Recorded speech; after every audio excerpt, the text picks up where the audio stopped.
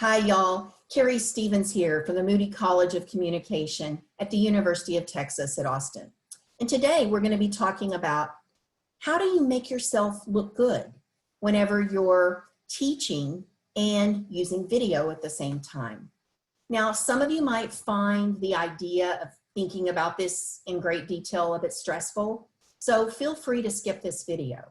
But for those of you who are curious, come on with me. I'll show you some slides, I'll show you some examples, and let's see if we can't craft a slightly different environment moving forward. So let me share my screen and get things started. So first of all, I'd like to pull the curtain back and I'd like to take you into my environment and show you what's behind this background that I have. The concept I'd like for you to keep in mind today is the idea of satisficing. This is a term that was coined by Herbert Simon, who ended up winning a Nobel Prize in economics for the work. And essentially, he said that usually being good enough is going to be fine. Our goal here is not perfection. So as I pull back the curtain, this is what my environment really looks like. This is what I'm looking at right here. You can certainly see it's not perfect.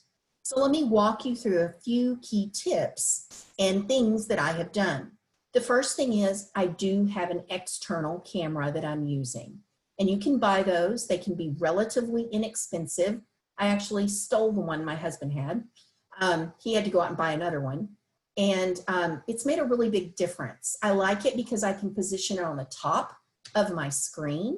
And so I have a little bit of control over how I'm going to use this camera. The next thing to think about is light. I have natural light in the room where I'm working, and it's kind of off to the side to me. So what I've also done is I have a desk lamp right over here that kind of balances out the light on either side. The next trick that I'm going to share with you has to do with my remote mouse. It's right here in my hand. This is what I'm using to advance my slides and my animation. I use this same thing whenever I'm teaching in a real classroom, and I just found that it really helps me not have to look down and click every single time that I need to. It's pretty natural, actually. I also have a little green sticky note right up there, right next to my camera, and what it does is it reminds me where to maintain my eye contact. It also serves as kind of a focus point to help me remember to not move around a whole lot, because that can be very, very distracting whenever we're on video, especially when people are on low bandwidth video. The next thing is this right behind me. I'm going to turn around and show you that bookshelf. It used to be against my far wall. I'm going to show you in a minute how I moved it to create my space. And the last thing is I do have a sit-to-stand desk that I bought at IKEA for about $150 a year and a half ago. And it makes a really big difference because sometimes I choose to stand and it gives me more energy whenever I'm recording videos. So let's think about lighting for a minute. I did do a little bit of photography. I've had a lot of fun with that. And probably the top thing I've learned is to think about your lighting. So this first picture is really what I try to use, and quite often I will turn off my overhead lights and I'll let my natural light and my lamps light the front of me.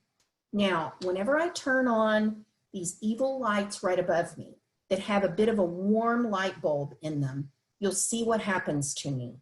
I end up with really serious circles right around my eyes. Trust me, when you're my age, you don't need any more circles around your eyes.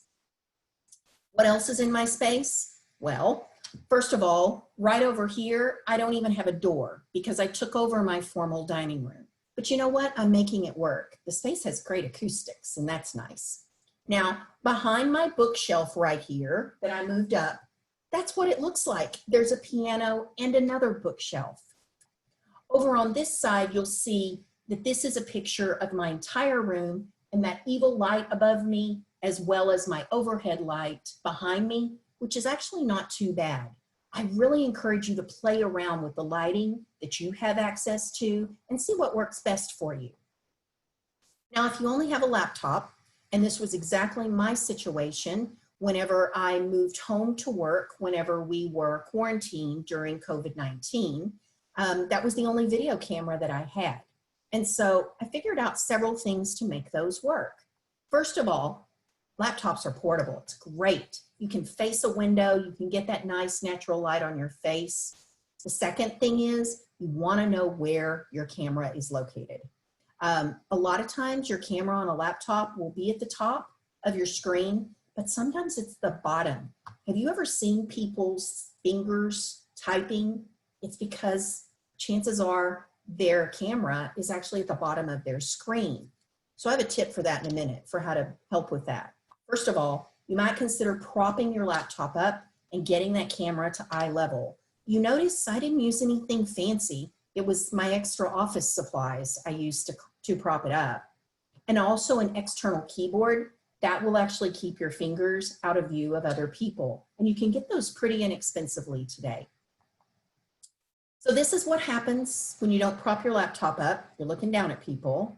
And then when you lean forward, it's, you know, pretty close to people being able to see right up your nose. So just raise it up, get that eye level contact, and a laptop can look pretty good, even using that built-in camera. I want you to think about making your space work. We all have different spaces. This is my daughter's space, and she faces a window. That window gives her nice natural light whenever she's on camera, but she also likes to look outside.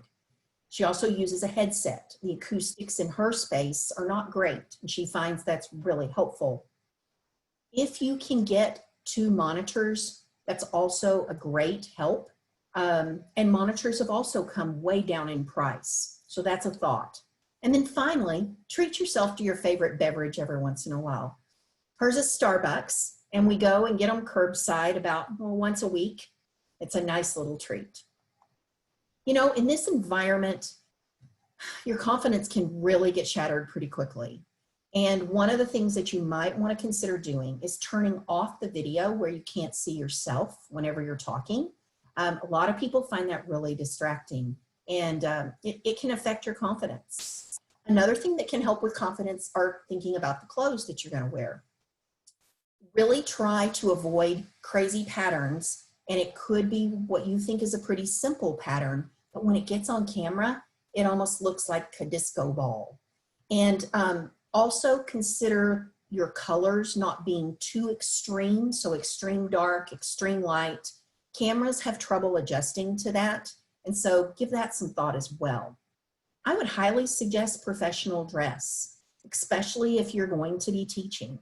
I asked my college student age daughter what she disliked the most from her professors, and one of the top things was when they showed up in a white t-shirt and it looked like they'd just come in from tennis. She was like, what am I supposed to be learning from this person? So it really told me I'd better step up my game and look just as professional on this kind of a setting as I would whenever I'm teaching in class. Consider wearing some makeup, and this is a gender neutral suggestion. Whenever I was doing some work on the studio recording videos, I noticed that every single person who did work on camera had their little cosmetic drawer in the dressing room, and they would at least put a powder puff on before they got on camera. You know, if you're curious if your eye contact is correct, and if you want to know what you look like, I highly recommend you do a nice little control print screen and then paste that right into a Word document, and you can see exactly how others are seeing you on the screen. You know, I wish that I were as carefree as my cat, but I'm not. So I really want you to remember, satisficing is the way to go here. We're not trying to get it perfect. We're trying to get it good enough. You know, I haven't had a haircut since February. Sure looking forward to one. I also am not in a fancy recording studio, so I've had to make the best of what I have here in my house. I like candles to make me happy. And then the other thing that I do is I look for ways to try to help others. I really hope that you found this video helpful today, because that was my goal, to take a little bit of the mystery out of what happens behind the screen. I'd like to thank you all so much for joining me today, and I really hope that these tips will help you be well on your way to feeling more confident as you work with video cameras and present things and teach on screen. Thank you so much, and I hope you have a great day.